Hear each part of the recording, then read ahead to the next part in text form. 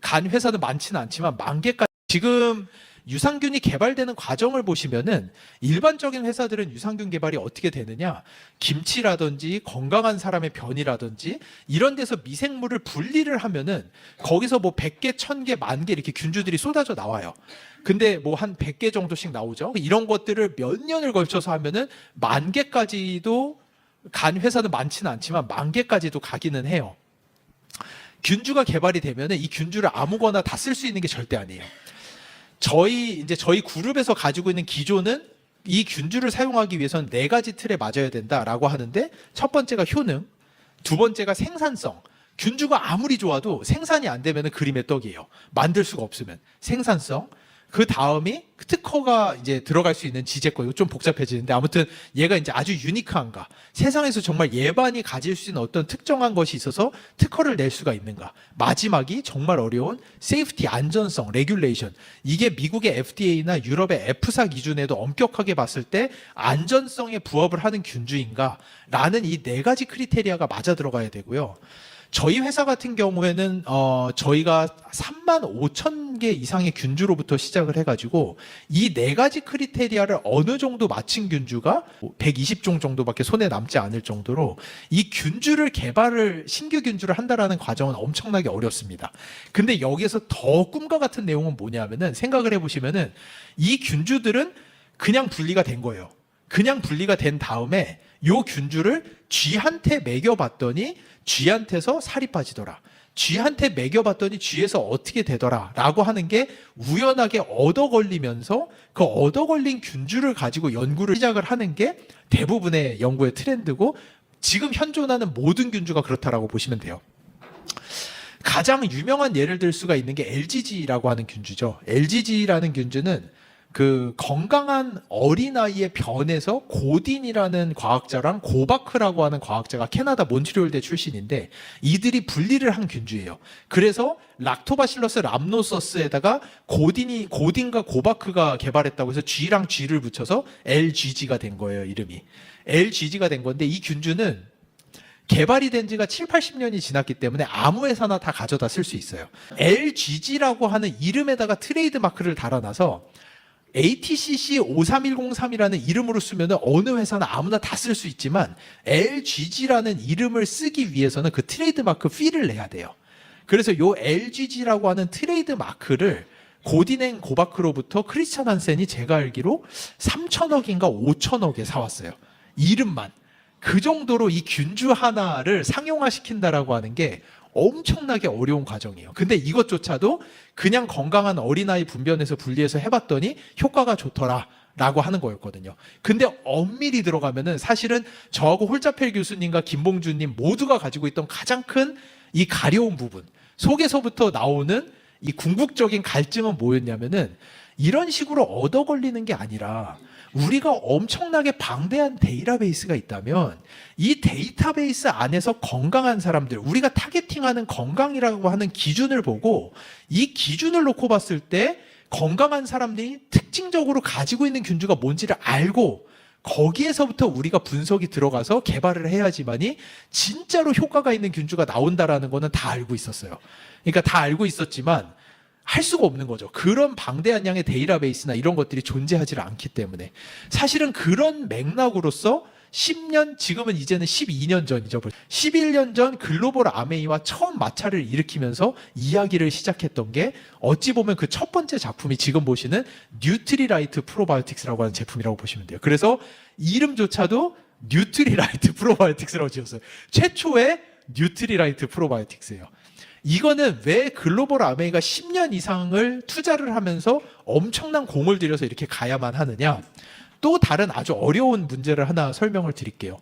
다른 아주 어려운 이야기는 뭐가 있냐? 왜 도대체 그 지금 시판되는 거 보시면은 인터넷에 들어가 보시면은 프로바이오틱스 제품이 수백, 수천 종류가 있거든요. 왜 도대체 그 회사들은 자기네가 개발한 독점균주를 사용을 해서 제품을 만들면 참 좋을 텐데 아무도 그러지 못하는가? 그 모든 제품이 뒤로 들어가 보면 결국은 다니스코의 이제 근간을 가지고 있는 듀퐁이라고 하는 회사라든지 아니면은 크리스찬 한센이라든지 뭐 이런 몇 개 안 되는 전 세계에 몇 개 안 되는 회사들로부터 그 균주를 사다가 그거를 그냥 제품으로 재가공을 해서 만들어 팔 수밖에 없는가? 심지어 아메이조차도 왜 지난 20년간 셀바이오텍이나 듀퐁의 균주를 사다가 새로운 블렌드를 만들어서 재가공을 해서밖에 팔 수가 없었는가? 왜 도대체 뉴트리라이트가 700명, 800명에 달하는 연구원들과 수천억의 연구비를 넣을 수 있는 그 엄청난 파워를 가지고 있음에도 그렇게 할 수밖에 없는가라고 보면은 그 이면에는 조금 어려운 내용인데 MCB, WCB라고 하는 엄청난 시스템이 필요하기 때문에 그래요. 그게 뭐냐? 마스터 셀뱅크 시스템이라는 것과 워킹 셀뱅크 시스템이라고 하는 게 있는데 이게 뭐냐면은 이건 사이언티픽하게 그냥 백그라운드를 설명을 드리면 어떤 이슈가 터졌느냐? 세포 치료제잖아요. 왜 사람들은 당연히 믿고 얘가 이 관절을 재생하는 세포라고 생각을 해서 그 주사를 맞아왔단 말이에요. 근데 어느 날 FDA에서 딱 그거를 분석을 해보고 나서 코오롱한테 문제 제기를 했어요. 야, 봤더니 너 이거 관절 세포 아니던데? 라고 하는 거예요. 오염이 된 거죠. 그러니까 다른 세포주로 오염이 돼서 사람들은 관절 세포주인 줄 알고 맞았는데 그게 관절 세포주가 아니라 다른 세포였던 거예요. 근데 이거는 왜냐? 그럴 수밖에 없어요. 그 약 보시면은 하얀 액체예요. 그냥 물이에요. 그거를 누군가가 보고 야 이거 관절인데 이거는 뭐 오발인데 이렇게 말할 수가 없어요. 이게 진짜 관절 세포인지를 알아내기 위해서는 엄청난 분석이 들어가야지만이 미국 FDA 같은 데서 가끔 가다 한번 회수를 해서 어마어마한 분석을 했더니 이게 관절 세포가 아닌데라는 걸 알아챌 수 있을 정도로 어려운 과정이에요. 그거를 우리가 뭐라고 부르느냐? 마스터. 가장 원천이 되는 마스터의 셀, 세포의 뱅크, 은행이라고 부르는 거예요. 이 마스터 셀뱅크라는 게 존재하고 여기서부터 워킹 셀뱅크라고 해서 이 마스터 셀뱅크가 잘못 오염이 돼버리면은 어떻게 생각하시면 되냐면은 저희가 이 뉴트리라이트 프로바이오틱스의 뉴트리라이트 272와 뉴트리라이트 648의 마스터 셀뱅크를 관리를 잘못해가지고 오염이 됐다. 그럼 내일부터 뉴트리라이트 프로바이오틱스 단종이에요. 제품 사라지는 거예요. 그 균주를 다시 찾을 수 없어요. 한번 오염이 돼가지고 그게 망가져 버리면 제품 끝나는 거예요. 사라지는 거예요. 근데 그거를 겨우겨우 그 인보사가 오염된 걸 알고 마스터 셀뱅크 있는 애들을 엄청나게 트랙다운을 해가지고 몇 년에 걸쳐서 자기네가 처음 연구했던 애를 겨우겨우 찾아가지고 여기서부터 마스터 셀뱅크를 다시 만들어가지고 이제 빌드를 한 거죠. 그 정도로 어려운 거예요. 그래 이 마스터 셀뱅크로부터 여기에서 몇몇 개만 아주 조심스럽게 뽑아내가지고 워킹 셀뱅크라는 거를 불려 만든 다음에 이 워킹 셀뱅크가 공장에서 생산이 돼가지고 나오는 거예요, 제품으로. 이게 얼마나 어려운 과정이냐면은 네슬레 아시죠? 전 세계 최고의 식품 기업이잖아요. 그 네슬레조차도 자기네가 자체적으로 이거를 운영하지를 못하고 크리스찬 한센이라고 하는 그 덴마크의 회사에다가 의뢰를 해서 운영을 해야 될 정도로 엄청나게 어려운 과정이에요. 그러다 보니까 아메와 같이 글로벌한 어마어마한 기업도 듀퐁에서 그냥 균주를 사다가 블렌딩을 해서 팔 수밖에 없을 정도로 이게 보통 어려운 과정이 아닙니다. 근데 그거를 이 두 가지 맥락을 저희가 하나로 붙이고자 지난 10년간 준비를 해왔고 거기에서 이 데이터베이스의 백본이 마이랩이라고 하는 제품을 통해서 만들어졌죠. 그 데이터베이스 백본에서부터 나와가지고 이 마스터 셀뱅크를 준비를 해서 저희가 심지어 마스터 셀뱅크는 비밀리에 우리나라 여기저기에 따로 보관을 하고 있어요. 왜냐? 이걸 한 군데다 보관을 하는데 지진이 난다든지 전쟁이 난다든지 해가지고 소실이 돼버리면 다 사라지는 거잖아요. 그래가지고 이거를 여기저기 다른 데다가 분리 보관을 하는데 이거에 대한 운영 비용만 해도 어마어마하게 들어가요.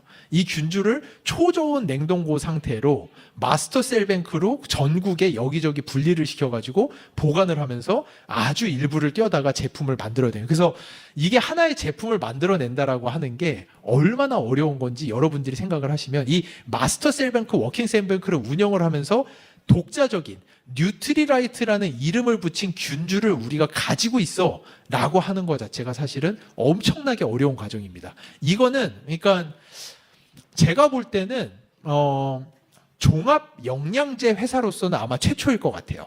그러니까 몇몇 미생물만을 아주 원천적으로 다루는 회사들은 이 마스터 셀뱅크를 들고 운영을 하지만 아주 그렇지는 못한 상황이에요. 그러니까 뭐 유산균만 하는 회사들만 일부 할 수가 있었지 아메이처럼 종합 영양을 다 다루는 회사에서 이거를 한다라는 건 쉽지 않았죠. 그래가지고 저희가 그 마이랩으로부터 여정을 시작을 해서 지난 10년간 이 이야기를 해온 거죠. 하면서 마이랩의 데이터가 쌓이기 시작하면서 우리가 처음에 이 데이터베이스를 보면서 그러면은 우리가 어느 목적이, 그러니까 아마 아시겠지만 저희가 여러 가지를 하고 있어요. 상당히 많은 것들을 하고 있다는 거는 이미 들어서 아실 거예요. 뭐 데이터베이스를 보면은 예를 들어서 이거는 제가 옛날에 마이랩 할 때도 많이 설명을 해드렸었죠. 갱년기가 잘 안 걸리시는 여성분들을 보면은 그분들이 아주 특징적으로 가진 미생물이 있죠. 이 미생물은 에콜이라고 하는 에스트로겐 라이크 펩타이드. 그러니까 GLP가 글루카곤 라이크 펩타이드잖아요. 글루카곤이라고 하는 호르몬제의 그 효과를 나타내는 펩타이드라는 거는 호르몬은 아니지만 호르몬과 유사한 효과를 낼 수 있는 단백질체를, 그 펩타이드체인데 이런 것들이 여러 가지가 있어요. 그러니까 그 여성분들에게는 에스트로겐, 여성 호르몬과 유사한 펩타이드가 있어서 이게 근데 놀랍게도 보면은 많은 분들이 오해하세요. 뭐 성조숙증이 나올 수 있다든지 뭐 진짜 에스트로겐 역할을 한다라고 생각을 하시는데 그렇진 않아요. 전혀 그렇지 않아요. 그러니까 전혀 그렇지 않음에도 불구하고 갱년기가 이제 저해된다든지 골다공증이 막아진다든지 디멘시아, 그 깜빡깜빡하는 것들이 사라진다든지 이런 엄청난 효과를 내는 그 균주들을 지금 많이 연구를 이미 개발을 많이 하고 있고요.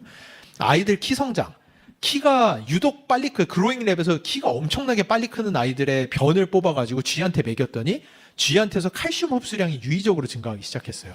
이런 것들 뭐 너무 많습니다. 저희가 지금 보고 있는 영역이 엄청나게 많아요. 근데 이 중에서도 우리가 가장 보편적으로 그 히포크라테스가 이야기했던 만병의 근원이라고 하는 그 만병의 장에서 만병이 시작이 된다라고 하는 만병의 근원이라고 하는 거를 볼 때 어디로 우리가 들어갔을 때 가장 만병의 근원이 되겠는가라고 봤을 때 저희가 핀포인팅했던 게 장누수 현상이었어요. 이 장누수 현상은 논문을 보시면은 이 마이크로바이옴이라는 연구가 2006년부터 본격적으로 시작이 됐고 실제 연구의 결과들이 일부 도출되기 시작했던 게 2016년 정도부터였어요. 이 연구 결과들이 도출이 되면서 그러면 이 마이크로바이옴의 사람의 건강에 있어서 가장 핵심되는 핀포인팅이 어디에 있는가를 봤을 때 대부분의 과학자가 처음으로 포커스했던 게 장의 누수 현상이었어요. 그래서 논문이 2020년도부터 폭발적으로 증가하기 시작합니다. 근데 왜 이 장 누수 현상이 그렇게 주목을 받았느냐? 이미 면역적으로는 노벨상이 몇 건이 나왔어요. 상당히 노벨상이 많이 나왔을 정도로 이 면역 시스템, 그리고 그 중에서도 만성 염증, 크로닉 인플라메이션이라고 하는, 옛날에는 몰랐는데 사람 몸이 이상하게 아주 저농도의 염증 반응이 계속해서 만들어지고 있는 거죠. 이 현상을 저희가 만성염증이라고 하는데 이 만성염증의 기원에 대해서 과학자들이 찾지를 못하고 있었어요. 계속해서. 그러니까 많은 분들이 저농도 아스피린 같은 거 요즘 많이 나와서 그냥 많이들 드시잖아요. 그 저농도 아스피린이 뭐 하는 거죠? 그 만성염증을 막아주기 위해서 저농도 아스피린을 계속 먹는 거예요. 그래서 실제로 이게 FDA에서 승인이 났을 정도로 사람 몸에서 만들어지는 저농도의 염증만 우리가 어떻게 막아낼 수 있다면은 엄청난 만병의 근원들이 해소된다라는 거는 과학계에서 이미 알려져 있었어요. 그래서 저농도 아스피린을 지속적으로 먹었을 때 치매라든지 알츠하이머, 파킨슨의 발병률이 떨어진다든지 각종 심혈관계 질환의 해소가 된다든지 당뇨, 뭐 이런 대사 질환들이 낫기 시작한다든지 그리고 자가 면역계 질환, 염증 반응, 이상 염증 반응이 많이 떨어진다든지 암 발병률이 떨어진다. 만병의 근원이죠. 진짜로 만병통치약인 거예요. 그래가지고 실제로 식약처에서 저농도로 말도 안 되는 거거든요. 아스피린이나 타이레돌린이나 이렇게 이부프로펜이라든지 이런 거는 콕스2 이니비션이라고 하는 그 프로스타글란딘 패스웨이를 막아주는, 그러니까 우리 몸 안에서 해열과 진통을 책임지는 아주 단해성 의약품으로 개발이 되는데 FDA에서 오죽하면은 저농도로 이거를 그냥 평생 먹는 게 더 낫겠다라고 할 정도로 이 크로닉 인플라메이션, 만성염증이라는 게 우리 몸의 만병의 근원이라는 건 알고 있었어요. 근데 만성염증의 원인을 몰랐어요. 왜? 아니 도대체 사람 몸에서 왜 지속적으로 저농도의 염증 반응이 계속 일어나는 건데, 그래서 일부 과학자들이 이거를 비만이랑 연결을 했었어요, 사실은. 그래서 이 지방세포 있죠? 지방세포가 쌓이기 시작하면은 지방은 산화 속도가 훨씬 더 빨라요. 그러다 보니까 지방세포가 산화를 하면서 리액티브 옥시전 스피시스라고 하는 ROS가 막 나오기 시작하면서 여기에서부터 염증 반응이 시작이 되는 거다. 그래서 이 만성염증은 비만해지는 이 모던 소사이어티, 이 현대 문명에서 필연적인 것이다라는 게 많은 과학자들이 보던 내용이었는데 문제는 어디로 갔느냐? 점점 전혀 비만하지 않고 마른 사람들에게서 만성염증 반응이 더 심하게 나온다라는 게 통계적으로 나오기 시작하는 거예요. 마른 비만. 이게 뭔 소리야 도대체? 그러니까 뭐 마른 비만이다 이러면서 그러니까 뭐 당뇨가 엄청 마른 사람에게서 막 나오기 시작. 뭐 이런 말도 안 되는 이야기들이 나오면서 결국은 또 클로를 완전 잃어버렸어요. 우리 인간의 몸 안에서 도대체 이 저농도의 염증 반응이 왜 어디에서 계속 나오는 거냐라고 엄청 찾다가 결국은 이제는 거의 다 인정해요. 컨센서스라고 하죠. 과학자들이 대부분 인정을 하는 우리 몸의 저농도의 염증 반응의 이유가 여기라는 게 이제 과학자들이 거의 다 인정하기 시작했어요. 그게 2016년, 7년, 8년 요 시기입니다. 그러다 보니까 장 마이크로바이옴으로 핀포인트를 해서 들어가면서 얘네들이 만들어내는 뷰티레이트라고 하는 물질을 핀포인팅을 해서 요거에서 연구를 들어가니까 실제로 그 만성염증, 크로닉 인플라메이션이 유의적으로 떨어지는 것을 확인을 했어요. 그러면서 논문의 숫자가 폭발적으로 증가를 하면서 그때부터 여기저기 블로그에서 막 떠도는 이야기가 이 리키거 신드롬, 그 장누수 증후군 이런 이야기들이 막 돌기 시작했죠. 맞는 이야기예요. 하지만 사람의 장의 누수를 막는다는 거는 사실은 극도로 어려운 부분이라고 보시면 됩니다. 사람 몸은 일단은 장이 7m, 6에서 8m 정도 되잖아요. 사람의 키에 따라서 조금씩 다르거든요. 6에서 8m에 달하는 장벽이 있는데요. 이게 이제 여러 가지 가설들이 있어요. 여러 가지 가설들이 있는데 일단은 몇몇 가지 것들이 요거는 아마 비긴 스토리랑 조금 연결이 될 것 같은데 현대 문명을 들어오면서 일단은 저희가 섭취하는 이 파이버라든지 그리고 실제로 단세지방산을 만들어내는 원료에 대한 섭취가 극도로 떨어지기 시작했어요. 그러니까 요즘에는 이 너무 소프트하고 달달한 음식에 너무나도 적응이 돼 버리다 보니까 사실은 제가 학회를 갔더니 거기에서 누가 묻더라고요. Why fiber consumption is necessary for the health라는 질문이었어요. 파이버 섭취가 왜 현대인에게 필요한 부분이냐? 라고 하는 질문이었는데 제가 거기다 어떻게 답을 했느냐?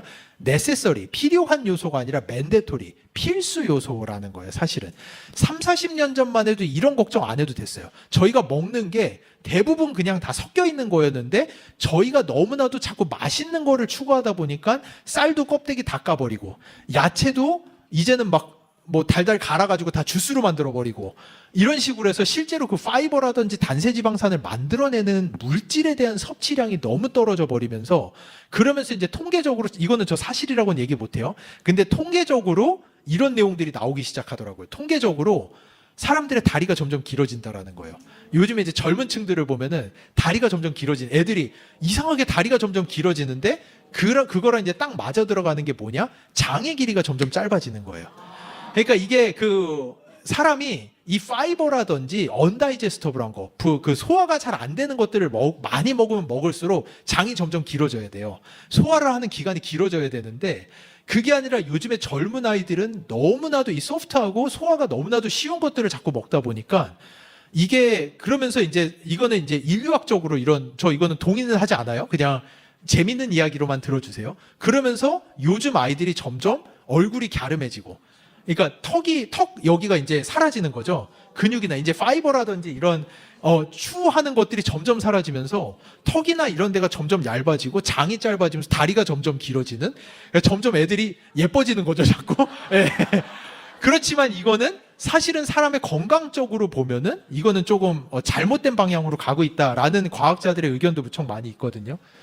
그럴 정도로 일단은 이 파이버에 대한 컨섬션이 너무 떨어진 데다가 파이버의 컨섬션이 떨어지는 것과 저희가 너무나도 보편적으로 사용하는 방부제라든지 항생제라든지 이런 것들로 인해서 이 단세지방산을 생성을 해내는 미생물 자체의 양이 떨어지면서 사람이 하루에 만들어내야 되는 단세지방산의 양에 못 미치는 양이 생성이 장에서 되다 보니 만성적으로 요즘에 어린아이들이라든지 젊은 세대라든지 저희들도 다 포함해서 저희가 지금 근데 이게 트래킹이 안 되는 거예요. 왜냐? 이미 돌아가신 저희 전 세대의 분들은 혈중에서 장 누수를 담당하는 조눌린의 양이 얼마나 높았는지 또는 장내에서 단세지방산이 얼마나 많이 생성이 됐었는지를 뭐 저희가 타임머신 타고 돌아가서 그분들 해부해서 볼 방법이 없잖아요. 그렇지만 통계적으로 보니까 점점 떨어지고 있다라는 게 현재 과학자들이 집중을 하는 부분이에요. 그래서 저희가 가지고 있는 이 6에서 8m에 달하는 장은 사실은 엄청난 필터 역할을 해요.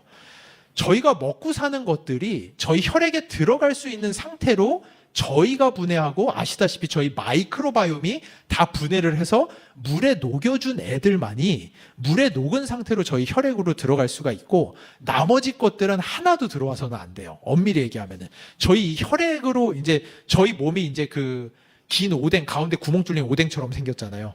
그러니까 입에서 항문으로 연결돼 있고 구멍이 쭉 뚫려 있는 거고, 그리고 그 오뎅 몸통처럼 이제 저희가 둘러싸고 있는 거고, 겉에는 이제 피부로 다 막고 있는 거고. 그래서 겉에 피부랑 장이 아시다시피 저희 몸의 세포의 재생 속도 중에서 가장 빠른 세포 재생 속도를 가지고 있죠.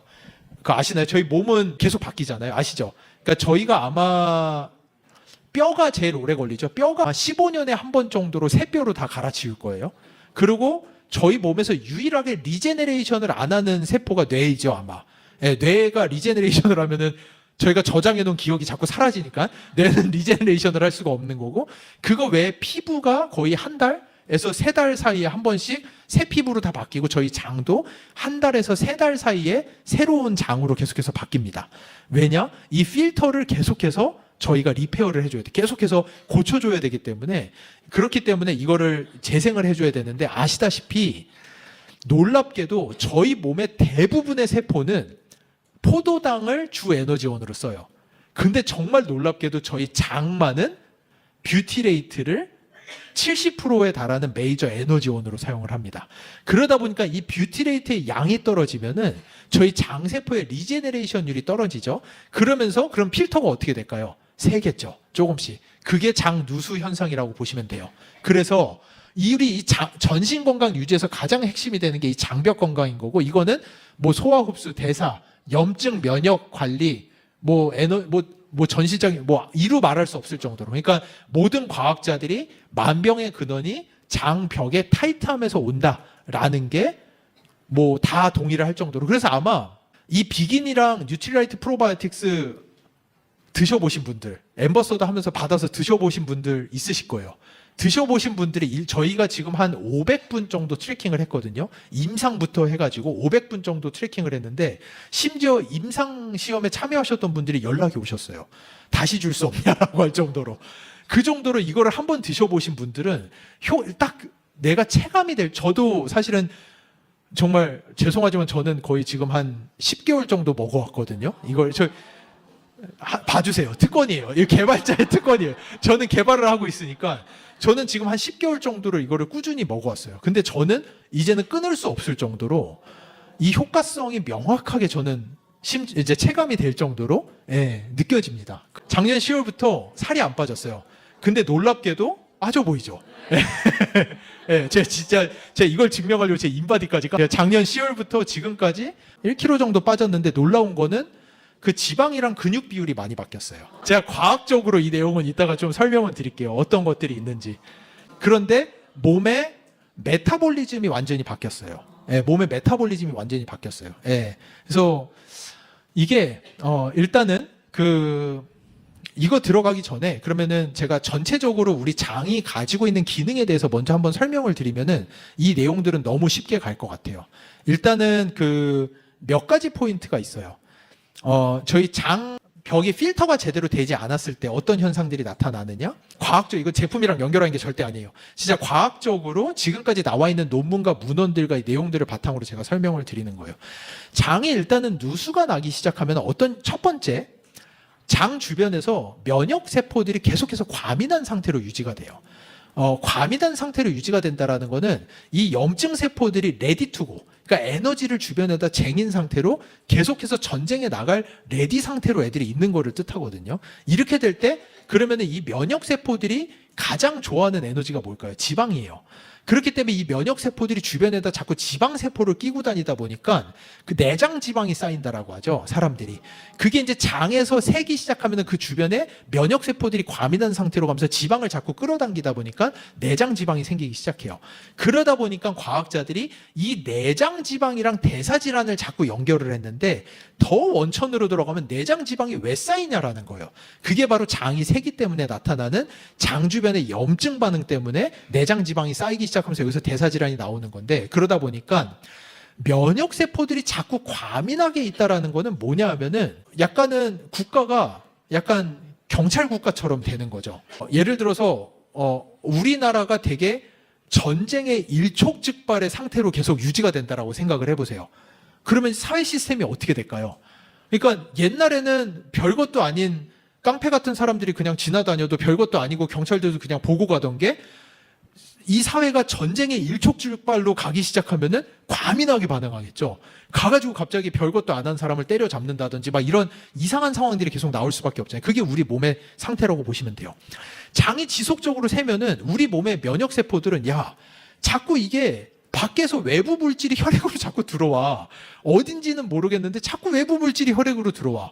그러니까 너희 다 긴장하고 있어야 돼. 아무래도 우리가 지금 눈에는 안 보이는데 우리 주인이 팔이 어디가 좀 찢어진 것 같아. 그래가지고 여기가 상처가 팍 터지면은 외부에서 바이러스랑 엄청나게 들어올 수 있으니까 너희 다 총 들고 대기해.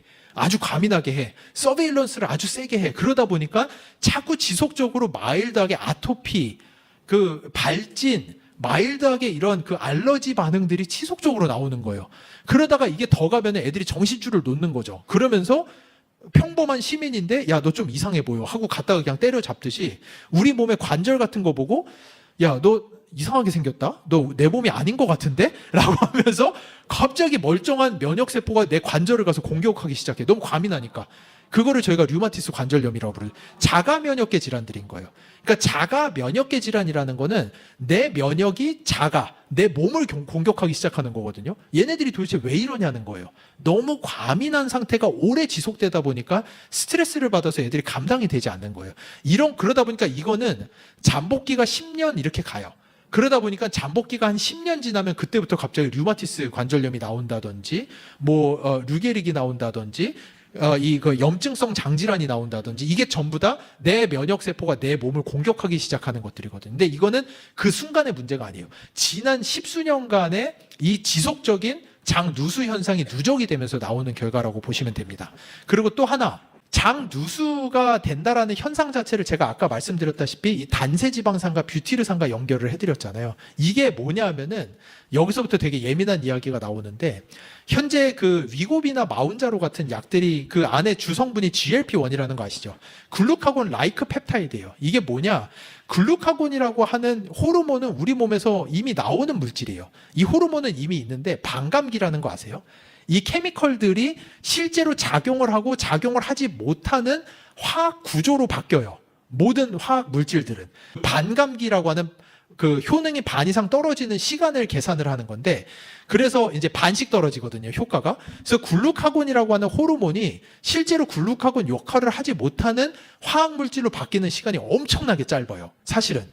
그래서 우리 몸에 글루카곤이 없는 게 아니에요. 근데 그 반감기가 너무 짧아서 포만감을 느끼지 못하는 거거든요. 그래서 GLP-1이라는 건 뭐냐? 글루카곤이랑 유사하게 생긴 펩타이드인데 이 펩타이드는 반감기를 엄청 늘려놓은 거예요. 화학 구조적으로 링크를 걸어가지고. 그래서 얘네는 우리 혈액에서 글루카곤이랑 유사하게 생긴 애가 일주일 동안 떠다녀요, 계속. 그러다 보니까 포만감이 일주일 동안 계속 가는 거죠. 그게 이제 GLP-1이라고 하는 물질인데 우리 몸에서 이 GLP-1은 실제로 장에서 다 만들어져요. 근데 얘가 만들어지는 시작점이 엄밀히 얘기하면 단세지방산이에요. 단세지방산이 나오면은 이 단세지방산이 우리 몸 안에 G프로틴 커플드 리셉터라고 하는 GPR43을 때려요. 그거를 때리면 얘가 PYY라는 물질을 만들기 시작하면서 그게 포만감을 유발하는 글루카곤 유사체로서 이제 만들어지기 시작하거든요. 이거는 우리 몸에 원래 있는 구조인데 이게 우리 몸 안에서 아까 처음에 설명드린 대로 미생물의 감소와 파이버 섭취량의 감소로 인해서 뷰티레이트 양이 떨어지다 보니까 포만 중추가 전체적으로 떨어져 있는 거예요, 대부분의 사람들이. 그러다 보니까 현대 문명의 사람들은 어찌 보면 피해자예요. 우리는 옛날에 살던 우리 조상 때보다 허기를 훨씬 더 많이 느끼는 구조를 현재 가지고 있다라고 보시면 됩니다. 예. 그러다 보니까 실제로 이 뷰티레이트의 생산량을 끌어올려야지만이 이 허기가 사라지고, 그리고 또 하나 뭐가 있느냐, 키무라 에랄이라는 교수가 논문에 이미 썼듯이 우리 몸은 놀랍게도 이게 이제 시스템 전체적으로 들어가면은 내가 음식을 먹었어요. 내가 음식을 먹으면은 내 뇌는 내가 음식을 먹은 걸 어떻게 할까요? 뭐 여러 가지가 있죠. 포만감을 어떻게 느끼죠? 그게 일단은 이걸 저작자 이제 씹으면은 뇌에서 야 얘가 뭐를 먹는다라고 하죠. 근데 이것만 가지고 판단 절대 하지 않아요. 그러면 저희 하루 종일 껌만 씹으면은 위고비 맞는 거랑 똑같아요. 그게 안 되잖아요. 그 다음으로 이제 얘가 느끼는 게 위가 늘어나기 시작해요. 그럼 그렐린이라고 하는 호르몬이 작용을 해요. 그러면은 얘가 뭐 먹었네라고 인지는 해요. 근데 그거에 절대 속지 않아요. 우리 몸은. 그러면은 저희 하루 종일 물만 마시면 돼요. 그럼 하루 종일 배고프지 않고 하루 종일, 근데 절대 그렇지 않잖아요. 근데 우리 몸이 마지막으로 디텍트를 하는 물질이 단세지방산이에요. 왜냐? 우리 몸은 나는 믿지 않아요. 인간은 거짓말하지만 우리 장 속에 있는 미생물은 거짓말하지 못한다는 걸 알아요. 그래서 내가 음식을 넣었으면은 우리 장 속에 있는 미생물이 그 음식을 분해를 해서 단세지방산을 만들어낼 수밖에 없잖아요. 그 단세지방산이 나오면 그게 GPR이라고 하는 리셉터를 딱 때리는 순간 뇌가 야 진짜 먹었어. 됐어. 야 씹고 늘었는데 처음에는 껌 씹고 물만 마셨다가 야 이젠 진짜 음식 먹었어. 미생물이 만들었잖아. 그럼 이거는 거짓말한 거 아니야. 진짜 먹은 거야. 라고 하는 패턴으로 넘어갑니다. 근데 여기에서 문제가 뭐냐? 우리가 엄청나게 먹었는데 이게 우리가 먹은 음식에서의 비율이 실제 그 파이버가 우리가 흰쌀밥만 엄청나게 먹었어요. 그러면 흰쌀밥은 내가 라이조자임이랑 이거를 분해해서 소장해서 싹 흡수를 하고 우리 장내 미생물이 먹을 음식은 하나도 남겨놓질 않았잖아요. 그러면은 나는 엄청나게 먹었지만 장내 미생물이 먹을 음식이 없어서 뷰티레이트가 안 나왔어요. 그러면 어떻게 될까요? 뇌는 계속해서 야 왜 안 먹냐? 야 계속 씹고 위는 늘어나는데 먹질 않아. 야 먹어봐. 더 먹어. 야 이거 지금 얘 물 마시는 것 같아. 거짓말하는 것 같아. 더 먹어. 그러니까 애들이 그런 달달이 오레오 쿠키 같은 거 먹으면은 말도 안 되는 양을 먹어요. 앉은 자리에서 두세 통도 먹어. 상상을 초월해. 왜냐? 이거는 시그널이 가지를 못하거든요. 예, 이거는 그냥 다 분해돼서 소장해서 에너지로 쫙 흡수가 되고 끝나버리는 애들인 거예요. 그러니까 이런 개념들 때문에 최근 과학에서 옛날에 없던 개념들이 나오죠. 글라이세믹 인덱스라든지 먹었는데 똑같이 먹었지만 누구는 혈당을 엄청 올려요. 누구는 안 올려요. 이런 것들. 그러니까 이런 개념으로 들어가는 건데 여기서 이 뷰티레이트가 그러다 보니까 여기서 또 나타나는 현상이 하나가 있어요. 그게 뭐냐? 우리 몸은 굶는다라고 생각을 하면은 이를 혈액에 있는 에너지를 긁어다가 어떻게 하죠? 지방으로 저장해요. 왜냐? 내 주인놈이 언제 또 먹을지 몰라. 그러니까 나는 롱텀 서바이벌, 아주 장기적인 플랜을 가지고 내 몸을 운영을 해야 되는 거예요. 그러니까 뷰티레이트가 나오질 않다 보니까 그 미생물이 소실이 됐든 아니면 파이버를 먹지 않았든 뷰티레이트가 안 나옴으로 인해서 내가 안 먹는다라고 내 뇌가 생각을 하다 보니까 야 롱텀 플랜으로 가자. 지방으로 다 쟁여. 쓰지 마.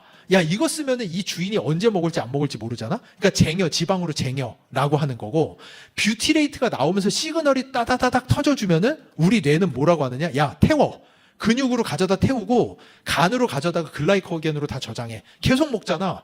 롱텀 플랜 같은 거 필요 없어. 빨리 에너지 써버려야지. 계속 먹고 있는데 이거 저장해서 뭐해? 라고 하는 시그널이 되는 거거든요.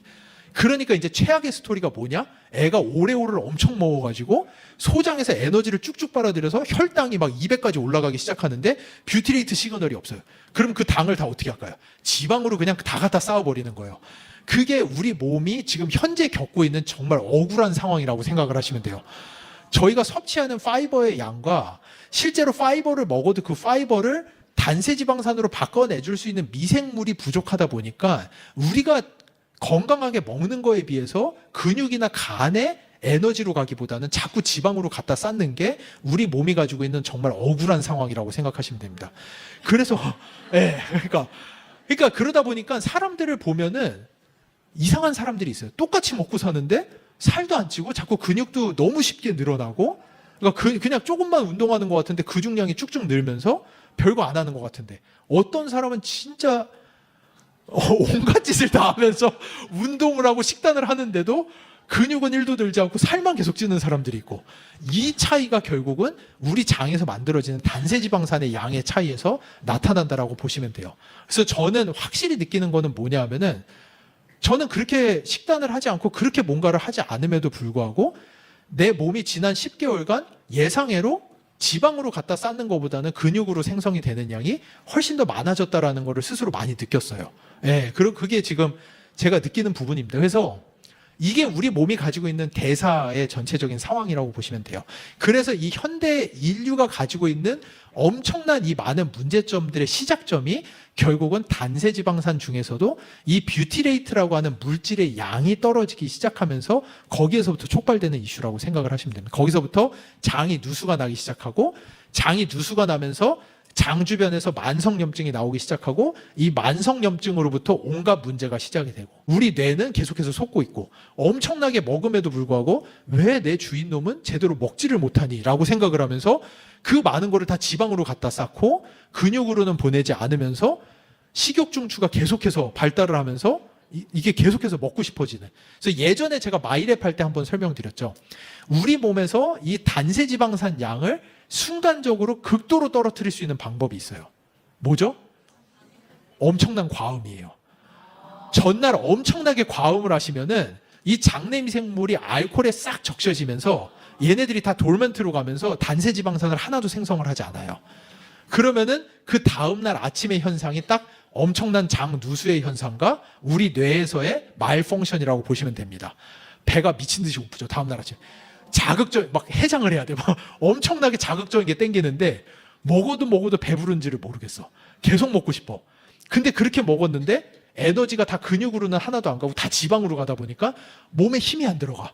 하루 종일 몸에 힘이 쪽 빠진 느낌인데다가 살이 엄청난 속도로 찌고 장에 누수가 일어나다 보니까 저농도 염증 반응이 나타나면서 두통이, 마일드한 두통과 발열 반응이 나타나기 시작하죠. 네, 그게 딱 숙취 현상이, 그러니까 놀랍게도 많은 우리의 아이들이 매일같이 이거를 겪고 있을 수도 있어요. 아이들이 자꾸 집중 안 돼. 아, 나 머리 아파. 뭐해. 이게 그냥 뭐 하기 싫어서 내는 변명이 아니라 실제로 아이들이 겪고 있는 현상일 수도 있다는 걸 저희가 인지를 해야 돼요. 그러니까 저희랑 그냥 똑같다라고 생각을 하면 안 된다라고 저는 생각을 합니다. 예. 그래서 이 건강한 장벽 자체가 장벽이 일단은 제대로 돼야지 여기서 유해 물질의 흡수는 떨어지고 정상적인 에너지만 우리 혈액으로 받아들일 수 있다라는 거. 최대한 이제 쭉쭉쭉 이제 가볼게요. 이제 전체적인 메커니즘은 다 설명을 드린 것 같아요. 이게 우리 몸이 왜 도대체 장벽 건강이 중요하고 논문이 폭발적으로 나올 정도로 전 세계 과학자가 이 장벽 건강에 집중을 하고 있는지. 근데 놀랍게도 정말 많은 블로그나 인터넷을 보면은 다들 퀀텀 점프를 해요. 장벽 건강이 중요하다는 건 다 알아요. 그래서 인터넷 블로그에서 장벽 건강, 장누수가 만병의 근원입니다. 이야기를 막 하다가 갑자기 자기네 제품 페이지로 넘어가요. 그렇지만 그 중간에 실제로 그 제품이 장누수를 막았다든지 장누수와 무슨 효과가 있다든지를 임상적으로 실제로 검증을 해가지고 나온 제품은 하나도 없다라고 보시면 돼요. 거의 뭐 전무하다라고 보시면 됩니다. 실제 아메이랑 지난 몇 년 동안 데이터베이스에서 미생물을 추려서 독점균주 만들어서 이 균주만 가지고 안 되다 보니까 비긴이라는 물질이랑 같이 붙여가면서 임상까지 해서 실제로 검증을 해서 나온 제품은 뉴트리라이트 프로바이오틱스예요. 이거 외에도 몇 개 제품은 있겠지만 제가 전 세계 제품을 다 훑어보진 않았으니까. 하지만 대부분의 제품이 그 중간 과정은 다 생략한 채로 퀀텀 점프를 하는 거지. 그러니까 이런 거랑 똑같아요. 우주 개발 스타트업 홈페이지 가면 다 우주가 우리의 미래입니다. 우주 개발의 선도자. 이런 문구는 다 하지만 그 회사들이 다 우주선 날리고 있는 거 아니잖아요. 실제 우주선 날리는 회사는 스페이스X 하나밖에 없어요. 그러니까 그 정도로 말을 하는 것과 실제 그거를 구현을 해낸 거는, 시연을 해낸 거는 천지 차이라고 생각을 하시면 돼요. 저희는 이미 논문 2편 나왔고 논문이 지금 줄줄이 준비되고 있거든요. 실제 그 정도로 임상적으로 검증을 해서 제품을 낸 거고 데이터베이스 안에서부터 출연해가지고 저랑 홀자펠 교수님, 김봉준 님이 지난 10년간 가지고 있던 꿈을 실제 구현을 해낸 역작이거든요. 그거를 그렇기 때문에 많은 분들이 드셔보시면은 한 1, 2주 내로 바로 느끼시는 거라고 저는 생각을 합니다. 그래서 이 장누수라는 거는 옛날에는 장누수 증후군이 있는 사람들을 특정을 했지만 이제 과학자들은 어떻게 이야기하느냐? 예상외로 전체적으로 대부분의 사람들이 생각보다 많이 장이 새고 있다. 그렇기 때문에 대부분의 사람이 컨트롤이 안 되고 있다라는 게 정설이라고 보시면 됩니다. 그래서 이 장벽이 무너지면서 장누수 현상이 생기면은 지금까지 설명을 다 드렸기 때문에 이거는 쉬울 거예요. 만성염증. 이거는 제가 말씀드렸죠. 만성염증이 계속해서 일어날 수밖에 없다. 그러면은 우리 몸이 만성염증이 일어나면서 그러면은 에너지가 다 주로 어디로 갖게 될까요? 우리 몸의 에너지는 대부분 우리 몸을 지키는 면역세포들에게 에너지가 다 몰빵이 되겠죠. 쓸데없이. 그러면서 그 면역세포들이 결국에는 아토피, 알러지, 천식, 자가면역기 질환밖에 발병을 안 시키는데 우리가 욕할 수는 없어요. 왜냐?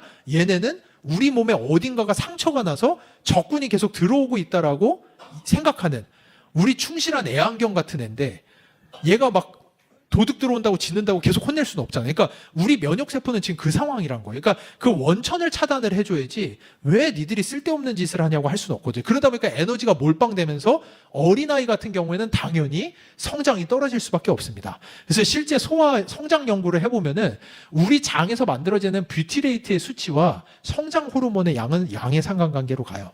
뷰티레이트의 양이 늘면서 장의 누수가 저감이 되면 저감이 될수록 성장세는 훨씬 더 좋아진다라는 게 논문으로 이미 정리가 되어 있습니다. 또 우리 피부 아까 말씀드렸죠. 이 염증이 과민 면역 반응이 계속 나타나면은 얘네들이 일단은 가장 우리 몸에서 다 그렇지만 우리 눈에 제일 잘 보이는 게 피부예요. 그러다 보니까 피부에 계속해서 래시가 나고 붉은색으로 변하고 나는 별것도 안 했는데 애가 그냥 지나가다 풀리파리 스쳤는데 주변에 그냥 아토피 쫙 만들어지고 이런 현상들.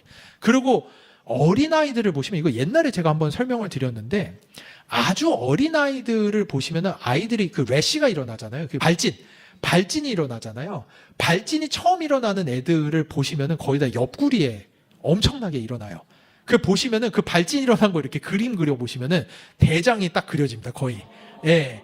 그러니까 장의 누수 현상으로부터 나타나는 발진이다 보니까 옆구리 여기가 대장이 이렇게 가는 길이거든요. 여기에서 엄청나게 일어나요. 그러니까 일단은 애가 옆구리에서 발진이 엄청 일어난다. 그러면은 얘한테 일단은 단세지방산과 뷰티레이트가 엄청 부족해서 장이 새고 있구나라고 일부 생각을 하셔도 될 거예요. 예. 그렇게 보시면 돼요. 그래서 그리고 이런 것들이 우리 몸의 피부로 다 나타나기 시작하죠. 그래서 장벽 손상도와 피부 과민 반응 현상은 아주 높은 상관관계를 보입니다. 이거 다 논문에 있는 것만 저희가 발췌해온 내용들이에요.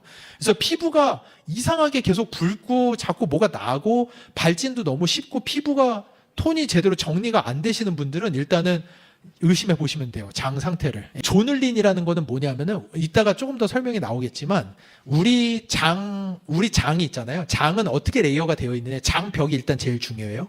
근데 장벽 혼자 다 버틸 수가 없기 때문에 우리 장벽에 있는 고블렛 셀이라고 하는 고블렛 세포가 뭐를 만들어내느냐? 뮤신이라는 걸 만들어내요. 점액질. 그래서 이 점액질로 장벽을 한번 덮어주거든요. 얘가 일단 1차 저지선이에요. 1차 저지선, 두 번째 저지선이 우리 장벽. 그런데 여기에서 이 장벽을 여는 열쇠들이 있어요. 이 여는 열쇠가 뭐냐? 그게 바로 우리가 장이 예를 들어서 뇌가 아까 말씀드린 대로 나는 먹었는데 실제로 제가 한 일주일 정도 굶었다라고 해보죠. 제가 일주일을 굶었어. 그러면은 뇌는 진짜로 시그널을 한 번도 못 받았잖아요. 그럼 뇌가 뭐를 작동을 시키느냐? 조눌린을 작동을 시켜요. 이거는 뭐냐? 엄청난 긴급 시그널이에요. 야, 지금은 필터고 나발이고 문 다 열어. 야, 지금 굶어 죽을 순 없잖아. 야, 똥이라도 먹고 살아야지. 문 다 열어. 지금은 혈액으로 뭐라도 들어와야지. 야, 지금은 죽게 생겼어. 그게 조눌린이에요. 그래서 조눌린이 나오기 시작하면 장벽이 활짝활짝 열리기 시작합니다. 근데 이 시그널이 잘못된 시그널이 나올 수가 있겠죠. 엄청나게 먹어서 배 똥이 그득한데 뷰티레이트가 없어서 뇌가 야 열어 굶었어 라고 하는 순간 난리가 나는 거죠. 진짜 난리가 나는 거죠. 그러니까 이게 조눌린이라는 거는 우리 장을 여는 열쇠라고 생각을 하시면 됩니다. 그래서 이 조눌린의 장벽세포가 느슨해지기 시작해요. 조눌린이 나오면. 그래서 이 조눌린 수치가 높아지기 시작하면 장벽이 열리는 건데 실제로 임상을 해봤더니 임상 연구에서 나온 결과는 조눌린 수치가 높을 경우 과잉 행동 증상 점수가 높거나 대인관계가 안 좋은 애들이 대부분이에요. 이게 왜냐? 당연히 이 면역세포, 염증세포들이 우리 몸에 저농도 염증이 계속 있으면 이 염증세포들이 아까 말씀드린 대로 대사질환을 일으켜 계속 공격을 해요. 공격을 하는데 얘네들이 공격을 해서는 안 되지만 하는 존재 중에 하나가 우리 뇌입니다. 그래서 우리 뇌를 염증세포가 우리 뇌를 공격하는 현상을 저희가 뉴로 인플라메이션이라고 불러요. 뇌신경 염증 반응. 뇌신경 염증 반응이 일어나기 시작하면 이게 바로 우리가 요즘에 타겟팅하는 과민행동장애, ADHD, 우울증, 불안증 이런 현상들이 여기서 시작된다라는 게 과학자들이 대부분 가지고 있는 이해예요. 그래서 요즘에 정말 의사들도 이해할 수 없을 정도로 우울증, 불안증, 공황장애 환자들이 폭발적으로 증가하고 어린아이들도 ADHD가 이제는 뭐 반의 3분의 1이 ADHD일 정도로 폭발적으로 증가하는데 이 대부분의 현상이 바흐라는 교수가 이야기한 우리가 그 세대, 이게 잠복기를 지나서 우리가 장내 미생물과 이 뷰티르산과 단세지방산의 중요성을 전혀 모르던 시절에 먹는 게 그냥 맛있으면 되는 줄 알고 식빵이나 밥에서 파이버 다 갈아내고 그냥 맛있는 음식이, 왜냐? 그때는 장내 미생물이 왜 중요한지 몰랐어요. 단세지방산 뷰티레이트가 왜 중요한지 몰랐기 때문에 그냥 뭐만 하면 항생제 엄청나게 때려 넣고 그냥 이 유통기한 늘리려고 방부제 엄청나게 넣고 다 갈아내가지고 아주 하얀 흰 쌀밥에다가 흰 그냥 빵만 먹던 그 잠복기를 10년, 20년을 지나고 나서 지금 와가지고 현대 문명이 옛날에 이해할 수 없을 정도로 뇌 기능 장애와 면역 기능 장애가 폭발적으로 증가하고 있다는 게 이 바흐 교수의 이론이거든요. 이거를 다시 낮춰야 돼요. 그 시작이 장애 누수 현상이라고들 보고 있고요. 그래서 실제로 이거는 또 바이스 벌사예요. 학생들을 데려다가 스트레스가 엄청 심해지는 타이밍, 스트레스가 빡 심해졌을 때 찍어보면은 조눌린 수치가 올라가기 시작합니다. 이거는 또 어떤 현상이냐면은 우리 몸이 가지고 있는 자연 현상이에요. 우리가 스트레스를 딱 받으면은 우리 몸은 뭐라고 느끼죠? 전쟁이라고 느껴요. 내가 전쟁을 나가는구나. 그러면 이 상황에서 어떻게 해야 되느냐? 조눌린을 또 뿌려요. 야, 장벽을 열어. 지금 에너지를 엄청 땡겨야 돼. 너 지금 칼 들고 나가서 엄청 싸워야 되거든? 에너지 땡겨야 되니까 지금은 면역이나 이런 게 문제가 아니라 그냥 장벽을 열어서 내 몸의 면역을 레디 상태로 두면서 에너지를 엄청 땡겨 라고 하는 시그널이, 이게 체인 리액션이에요. 그러다 보니까 사람이 긴장을 하면 배가 아파. 긴장을 하면 배가 아프고, 이게 이제 배가 아프면은 긴장할 일이 없는데 자꾸 긴장을 하게 된, 이게 이제 바이스 벌사로 간다라고 보시면, 체인 리액션으로 간다라고 보시면, 이게 결국은 장벽 누수 현상과 다 연결이 되는 거라고 보시면 돼요. 그리고 이게 아까 말씀드린 거죠. 장이 투과가 되기 시작하면은 글루카곤 라이크 펩타이드라고 하는 물질이 억제가 돼버리면서 장 투과성이 증가하기 시작하고, 이러면서 지방간 증가하고 염증 증가하고, 그리고 근육의 염증은 증가하는데 인슐린 민감성이 떨어진다. 이게 무슨 얘기냐? 아까 말씀드린 거예요. 근육으로 에너지가 안 간다라는 거예요. 인슐린이 민감하다라는 건 에너지가 많이 간다는 건데 근육으로는 에너지가 안 가고, 그리고 이제 염증 증가하고, 이게 이제 전체적으로 우리 몸에 나타나는 현상이라고 보시면 됩니다. 뭐 너무 당연한 거겠지만 과체중의 경우인들 보면 조눌린 수치가 높고, 허리 엉덩이 비율이 특이적으로 조눌린이, 그러니까 장 누수가 많은 사람들 같은 경우 허리 엉덩이 비율이 유의적으로 더 높아진다. 이거는 임상으로 다 검증이 되어 있는 내용들입니다. 그래서 조눌린 수치가 높아지면은 이제 인슐린 분비 민감도도 떨어지기 때문에 당뇨 같은 현상들도 너무 쉽게 생기고, 지방간 생기고, 간 기능 떨어지기 시작하고, 이런 것들이 장의 누수가 나오면서 나타나는 현상들이라고 보시면 됩니다. 아주 보편적으로 나오는 현상들이에요. 그래서 이거는 이제 아까 제가 처음에 말씀드렸죠. 장이 조눌린이 감소한다. 그 말인즉슨 장의 누수가 떨어지기 시작하면은 근력이 더 올라가겠죠. 이거는 그 뷰티레이트부터 시작되는 그 시그널로 나타나는 현상들이에요. 뷰티레이트가 증가하기 시작하면은, 야, 충분히 먹었어. 장벽 닫아. 장벽 닫고 에너지 근육이랑 간으로 다 보내. 계속 먹고 있잖아. 이거 쌓아놓을 필요 없어. 그래서 근육이 올라가기 시작하죠. 그리고 조눌린이 이제 떨어지기 시작하면 당연히 염증 지표 떨어지고, 전신 염증, 산화 스트레스 감소하고, 악력이나 신체 수행 능력, 근력 증가되고, 이렇게 보시면 됩니다. 그리고 아까 말씀드린 대로 장벽이 무너지기 시작하면은 우리 뇌에서 문제가 생기죠. 그래서 이거를 예전에 제가 이런 예로 들어드렸는데, 우리 이빨 보시면은 여기에 치석 제거해야 된다라고 하잖아요. 치석이 이빨에 막 쌓이죠. 그 치석이 뭔지 아세요? 치석이 바이오필름이라고 하는 미생물 덩어리예요. 그래서 치석이 많으면은 잇몸 염증이 많아지죠. 왜냐? 그 미생물이 만들어내는 시그널이, 우리 몸의 면역세포들은 일단은 미생물에 엄청 과민 반응을 하거든요. 그런데 이게 치석에 미생물 껍데기가 다다다다 붙어 있다 보니까 이 잇몸에 있는 면역세포들이 엄청 과민한 거예요. 계속 미생물이 있다 보니까. 그래서 이제 치주 질환, 이제 잇몸 염증이 계속 발생을 하는 거죠. 그래서 이게 왜 그 치석은 뭐냐 하면은, 미생물들 입장에서는 우리 입이 천국이에요. 얼마나 좋겠어. 여기에만 있으면은 따뜻하지, 물 많지, 하루 종일 음식물 넣어주지. 나는 여기 완전 천국, 여기서 나는 평생을 살면은 제일 좋아. 그러다 보니까 얘네들이 야, 여기 내 땅이야 라고 하면서 바이오필름이라고 주변을 다른 미생물들이 못 넘어오게 벽을 쌓아요. 그게 이제 바이오필름이라는 건데 이게 치석이에요. 예, 그래서 이거를 뜯어내는 거예요. 그래서 이 미생물들이 어딘가에 정착을 하면서 이게 근데 바이스 벌사예요. 우리 몸에서도 또 만들어요. 미생물이 딱 붙으면은 야, 얘를 덮어.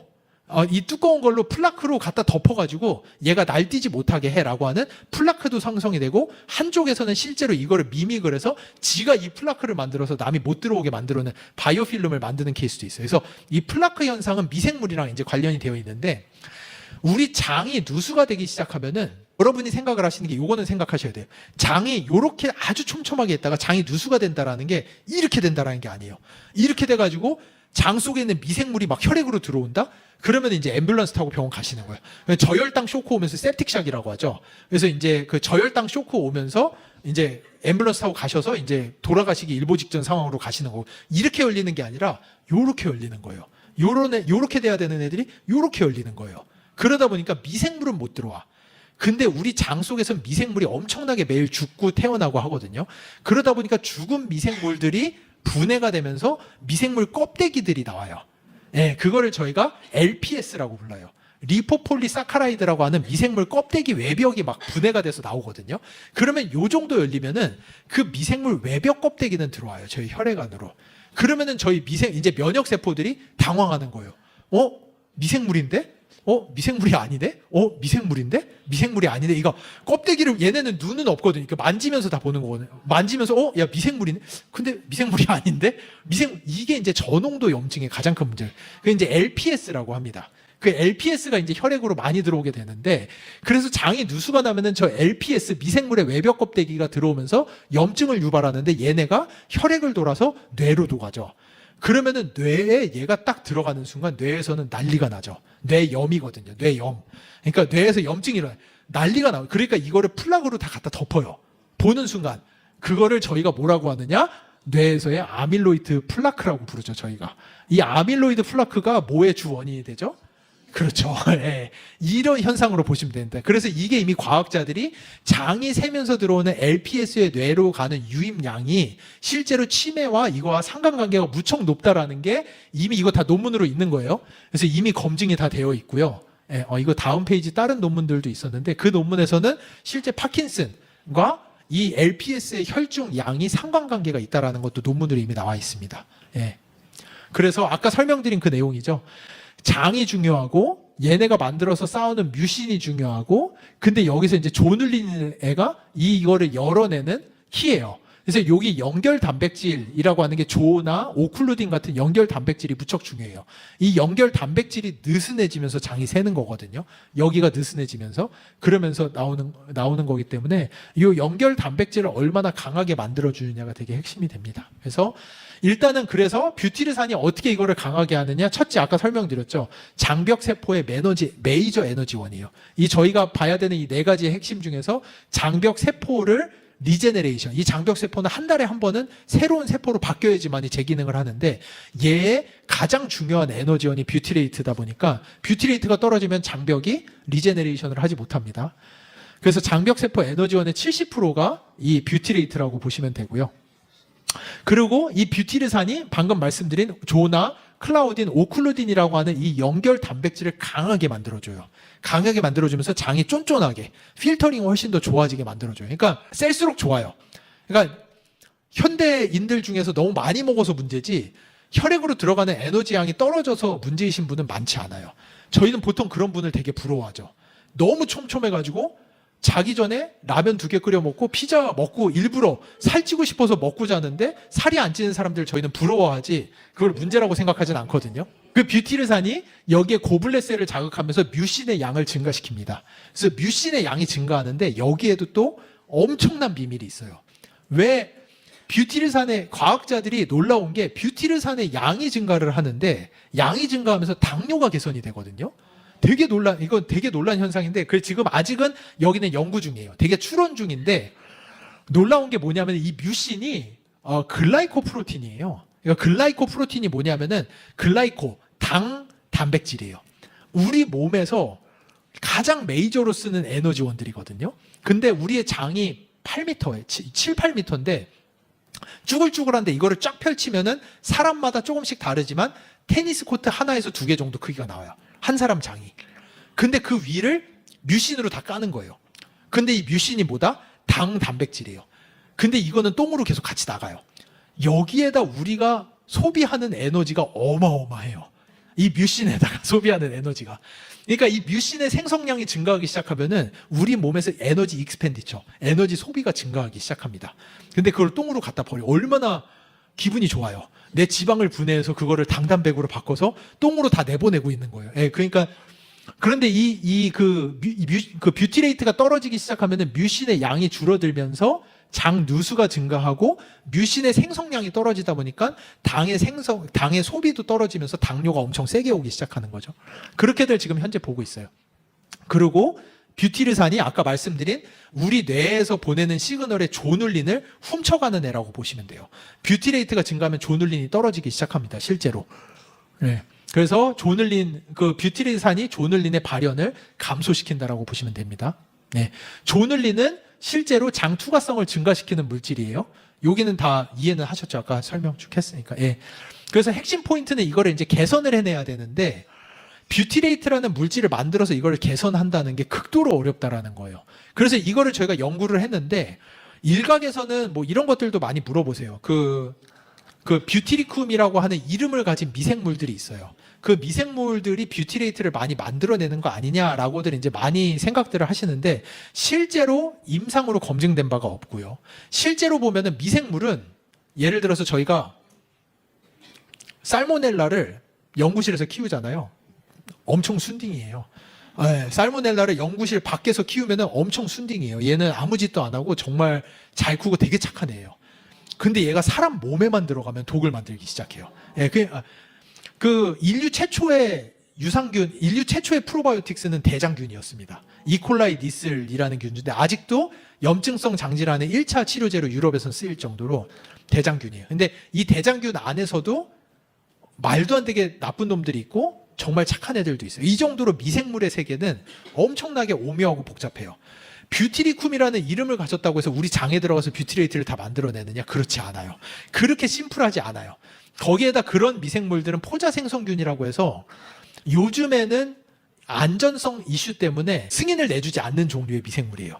근데 그 미생물이 우연찮게 이 규제가 아주 약하던 60년대, 70년대에 승인을 받아놓은 균주 몇 개가 아직 시장에 돌아다니고는 있는데 엄밀히 얘기하면 요즘의 규제 상황으로는 사람들이 먹을 수 없는 균주들이라고 보시면 됩니다. 먹어서도 안 되는 것들이고 파이버만 먹으면 뭐 다 이런 식으로 과대 광고하는 케이스도 있는데 그렇게 쉽지 않아요.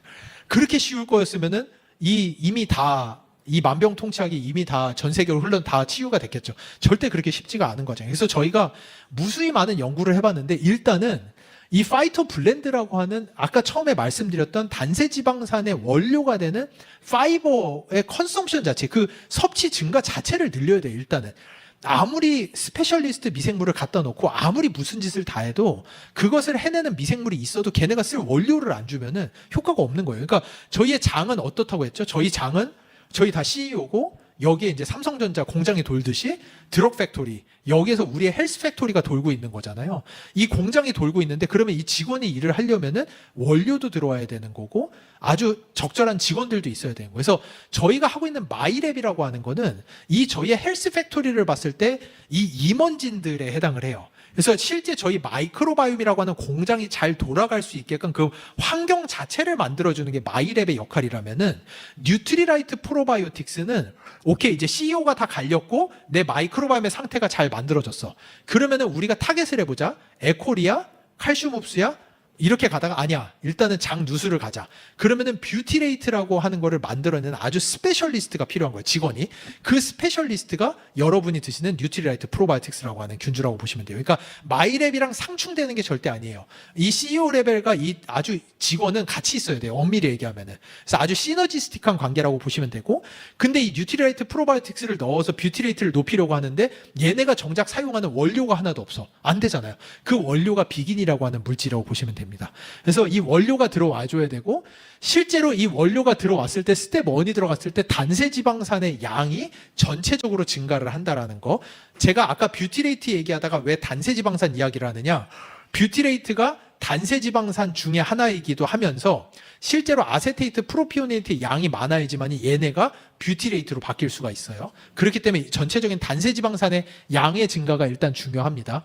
그래서 저희가 비긴이라는 게 들어왔을 때 스텝 1에서 방금 말씀드린 뷰티레이트로 만들어낼 수 있는 원료가 되는 아세테이트와 락테이트의 양이 증가한다는 걸 임상으로 검증을 했습니다. 그래서 이미 논문으로 냈고요. 그러다 보니까 비긴만 섭취를 하셔도 실제 장 운동성이 좋아진다든지 이 포만감이 살짝 생긴다든지 이런 현상들이 나오기 시작해요. 뷰티레이트가 증가를 할 수가 있기 때문에. 그러면서 또 장의 그 민감성이나 둔감성에도 약간의 변화가 생긴다라는 거, 이게 임상에서 저희가 검증이 됐습니다. 실제 비긴만으로도 이런 현상들이 나타날 수 있다라는 거. 그리고 저희가 스텝 2, 이 비긴이 들어가면서 뉴트리라이트 프로바이오틱스가 들어갔더니 실제로 뷰티레이트의 양이 증가하고, 그리고 거기에다가 아까 그렇게 말씀드렸던 조눌린의 양이 유의적으로 떨어지기 시작하면서 장벽이 강화되는 데 관여되는 인돌이라고 하는 신호물질이 유의적으로 증가하기 시작한다라는 거를 임상으로 검증을 했어요. 하고 논문까지 이미 다 냈습니다. 그래서 스텝 1에다가 2에다가 스텝 1, 2 같이 먹었을 때 시너지스틱하게 뷰티레이트의 양이 유의적으로 증가한다는 것까지 검증을 했고요. 그래서 실제 저희는 이 파이터 블렌드에다가 요거 11만 건 마이크로바이옴 데이터베이스에서 피마스에서 2종 균주 뽑아내서 얘네를 뉴트리라이트라는 이름 붙이고 독점 균주 만들어내고 이 균주에다가 비긴 원료 붙여서 임상까지 하고, 임상을 2건을 했어요. 100명이랑 뭐 해가지고 임상도 상당히 대규모로 해가지고 실제 검증을 해내서 만들어낸 균주입니다. 그래서 제가 피마스에서 다 검증했던 거, 균주들 커스터마이즈된 균주 검증했던 거, 요 위에 있는 게 PEP라는 게 비긴이에요. 애플파이버, 프록토올리고산, 허벌익스프레트, 리피그린, 이거 다 들어가 있는 비긴이라는 거를 저희가 검증을 했고, 피마스로도 검증했고 임상으로도 검증했고, 그 다음에 실제로 저희가 섞어서 먹은 다음에도 효과 나온 거. 그래서 비긴 섭취했을 때 F6, 7 같이 비긴이랑 그 유산균이 같이 들어갔을 때 단세지방산이 증가한다라는 거 검증했고, 그래서 임상에서도 실제 PEP랑 프로바이오틱스, 이게 비긴과 유산균 같이 섭취, 유산균만 따로 섭취, 비긴만 따로 섭취, 비긴만 따로 섭취해도 일부 증가는 하지만 실제 증가량은 유산균과 같이 섭취했을 때 토탈 쇼체인 페리시드와 뷰티레이트 양이 가장 높아진다라는 거를 임상으로 검증을 했습니다. 이게 바로 아까 보셨던 스텝 1만 먹었을 때, 비긴만 먹었을 때 또는 유산균만 먹었을 때에 비해서 유산균 비긴을 같이 먹었을 때 효과가 월등히 더 좋아진다라는 걸 임상으로 검증을 했다라는 거고요. 예, 그 다음에 저희가 뉴트리라이트 프로바이오틱스가 가지고 있는 실제 조눌린이 떨어지는 임상은 또 따로 별개로 또 했어요. 비긴 임상 외에 따로 했어요. 그리고 앞선에서 이 비긴 임상을 하면서 여기에다가는 실제 마이랩 균주까지 같이 섞어서 연구는 했어요. 근데 아직 우리나라 식약처 규정상 100억 이상 섭취 권고를 할 수가 없어요. 그렇기 때문에 제가 말은 못하지만 연구 결과적으로는 실제 그냥 연구 내용만 말씀드리자면은 마이랩에다가 뉴트리라이트 균주 같이 드셨을 때 효과가 더 좋아졌습니다. 시너지스틱 했어요. 그래서 저는 어떻게 말씀드리고자 하냐면은 제가 말씀드리는 거는 번갈아 드시면 제일 좋을 것 같아요. 예. 그러니까 아침 저녁 한 번씩 드시는데 아침에 내가 MP 먹었다면, 저희 코드명이거든요. 뉴트리라이트 프로바이오틱스. 아침에 MP 먹었다면 저녁에 마이랩 드시고, 이런 식으로 번갈아 드시면 가장 좋고요. 같이 먹으면 제일 좋지만 같이 먹으라고 권고를 드릴 수가 없어요. 예, 그거는 식약처 규정상 같이 드시라고 권고는 드릴 수가 없습니다. 예, 그게 안타깝죠. 근데 사실 말도 안 되는 규정이거든요. 이제 곧 바뀔 거예요. 우리나라밖에 없는 규정이에요. 하루에 100억 이상 먹으면 안 되라고 하는 규정은 전 세계 우리나라밖에 없어요. 나 진짜 어처구니가 없어요. 그래서 아무튼 식약처에서도 자기네들도 인정하고 이거 곧 없애겠다고는 했거든요. 예. 전 세계 어디를 가도 프로바이오틱스는 하루에 수천억씩 먹어도 상관이 없습니다. 예. 그러고 나서 저희가 이 MP 균주에다가 NP 균주가 가지는 효과만 또 따로 검증을 했죠.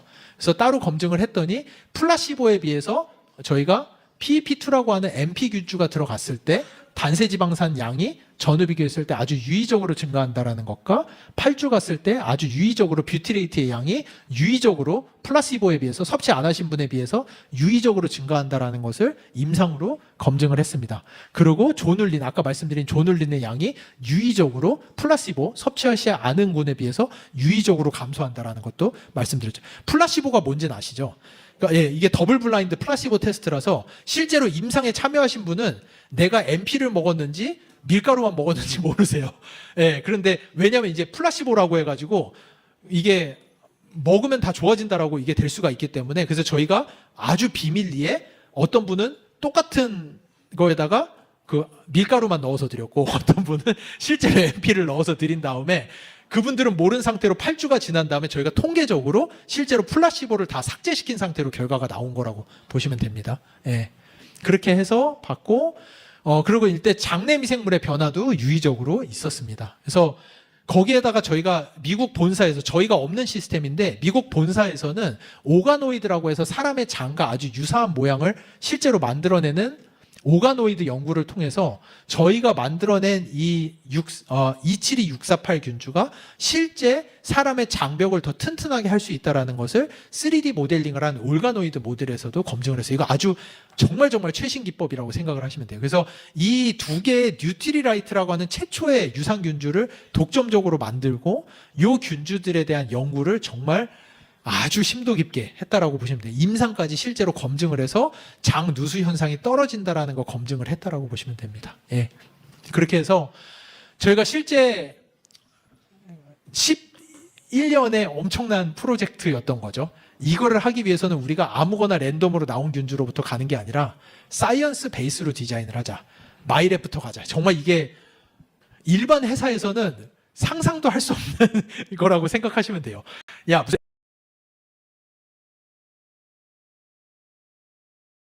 송혜화 S님의 전화입니다. 송혜화 S님의 전화입니다. 송혜화 S님의 전화입니다.